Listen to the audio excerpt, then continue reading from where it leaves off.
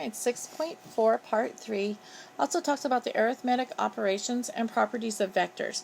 And so it says here, if vector u is equal to u1, u2, vector v is v1, v2, and vector w is w1, w2, and are vectors, and c and d are scalars, then we take vector v plus vector u, we're going to take their first components and add them together, comma, their second components added together. Vector v minus vector u, same idea. You're going to take their first components and subtract them this time. Your first components and subtract them this time, and the second components and subtract them. If you have c, which is a scalar, times vector v, just kind of, you distribute that scalar into it. So you get c times the first component, and then c times the second component. If we have vectors u plus v, that's equal to vector v plus vector u.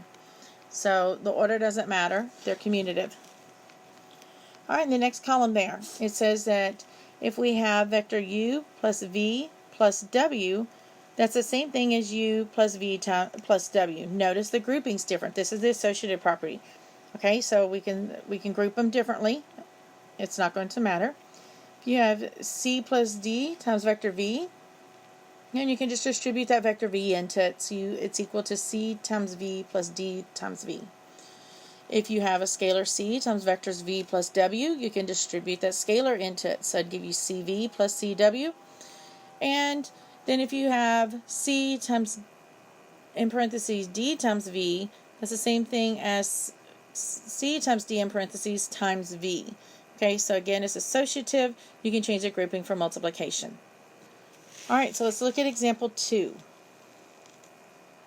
Example 2 says let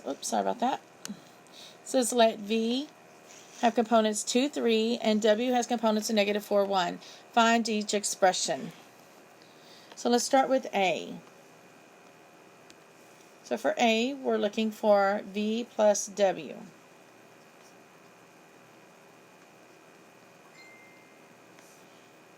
Alright, so we know that that's right below it here. So we know that's going to give us v1 plus w1, v2 plus w2. So let's go find those components. So v1 is 2, w1 is a negative 4, v2 is 3, plus w2 is 1. And so we just combine them, and so we get the components of negative 2, 4 as our solution.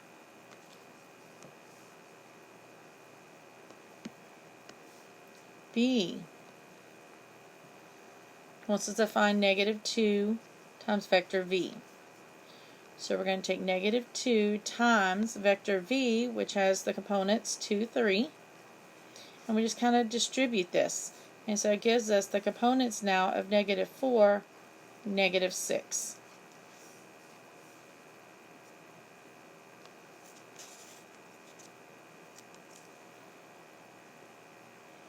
Alright, C, I'll do this one below here. C says we're going to take 2 times vector v minus vector w. Alright, so when I write this out, this is 2 times the components of v, which is 2 and 3, minus vector w, which has components of negative 4 and 1. So just like when we're dealing with regular numbers, we're going to multiply first.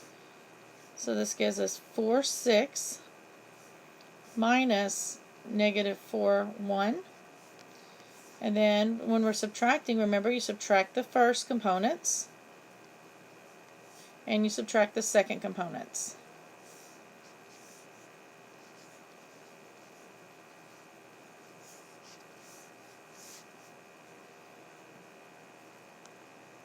And then D changes it up just a little bit. Notice D has those bars around it. And remember, those bars tell us almost the magnitude of it. So first thing we have to do is find what 2v minus w is. Well, conveniently,